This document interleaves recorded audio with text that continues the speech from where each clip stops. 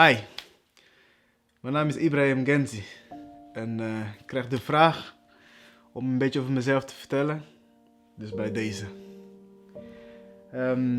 Mijn naam is dus Ibrahim, ik kom uit Burundi, geboren, getogen en in Rwanda ook een tijd van mijn leven opgegroeid.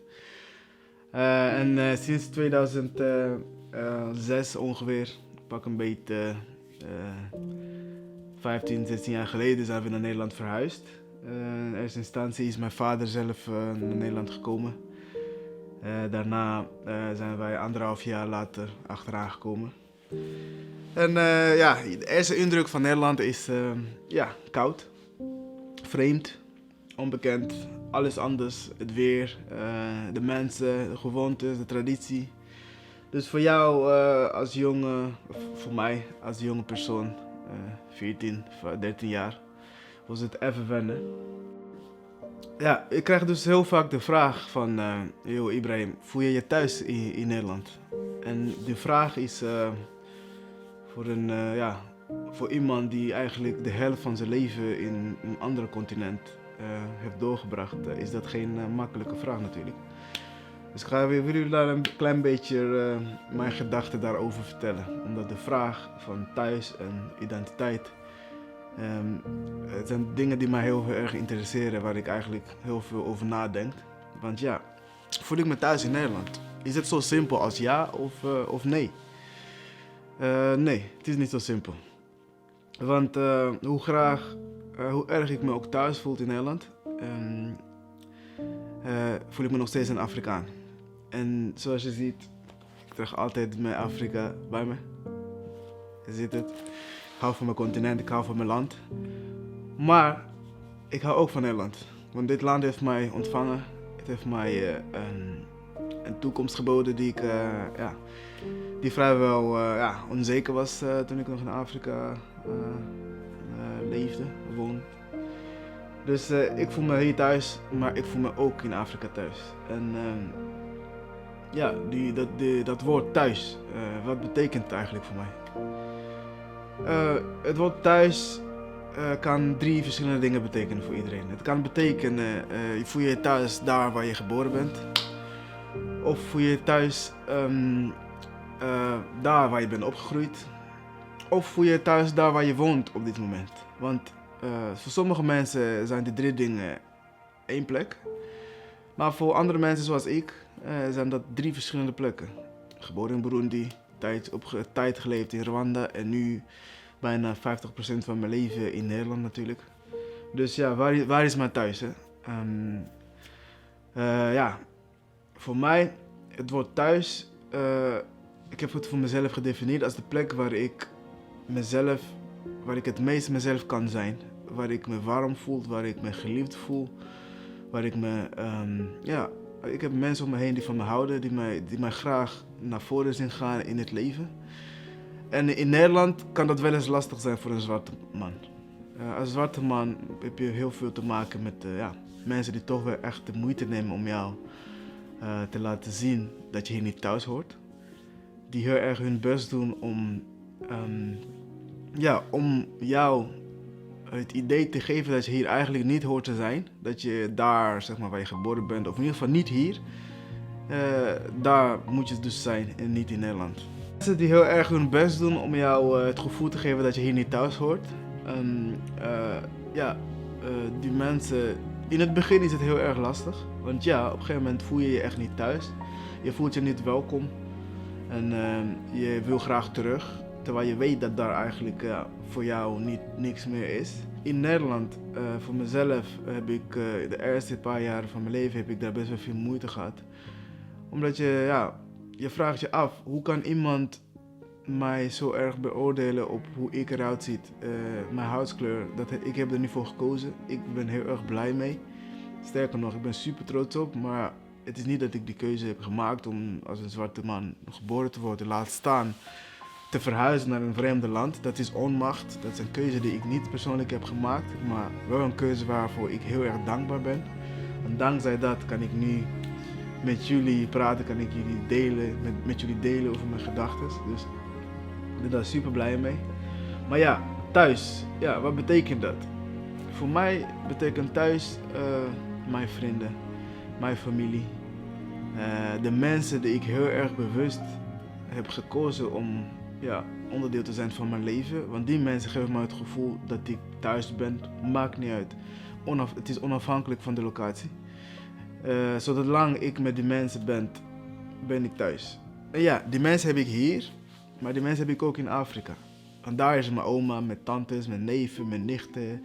Mensen waarmee we zijn opgegroeid. Dus daar voel ik me ook thuis en hier voel ik me ook thuis. Dus die mensen die heel erg hun best doen om mij het gevoel te geven dat ik hier niet thuis ben, dat ik hier niet thuis hoort. Hoe volwassener ik ben geworden, hoe minder kracht hun woorden of hun daden krijgen. Dus zolang ik omsingeld ben door mensen waarvan ik hou, die van me houden, die mij een mooie toekomst wensen, die bij mij zijn door goede momenten, slechte momenten, voel ik me thuis. Dus ja, het antwoord is, ik voel me thuis in Nederland, maar ik voel me ook thuis in mijn geboorteland. Dat thuis is dus niet zo makkelijk als het klinkt. En het krijgt eigenlijk, we hebben de privilege zelf om die betekenis aan het woord te geven. En voor mij is het woord dus thuis waar ik ben, zolang ik ben met mensen die van me houden, waar ik van houd, ben ik thuis. En dat kan zijn in Nederland, het kan zijn in Burundi, het kan in Rwanda zijn, het kan in een ander land zijn. Zolang ik maar met mensen ben die mij de ruimte geven om mezelf te zijn, om mezelf te ontwikkelen. En die mij die onvoorwaardelijke liefde toch wel geven.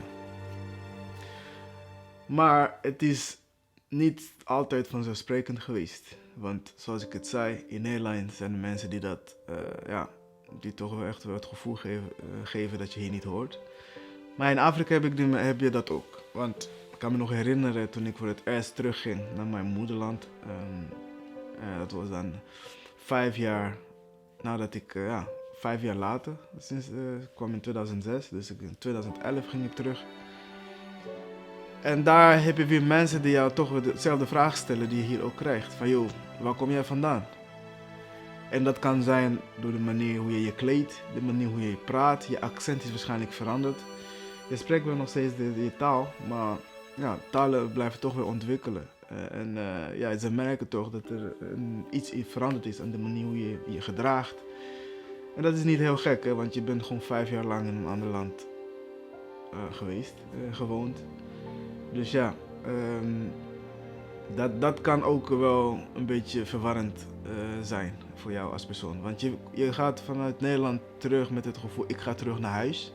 Want daar voel ik me thuis. Dat gevoel wat ik hier miste, ga ik daar krijgen. En dan kom je daar, heb je dat gevoel, ja, je voelt natuurlijk, je bent blij dat je je familie ziet en alles, maar ze behandelen je toch wel anders. Want je bent die Europeaan of die westerse persoon.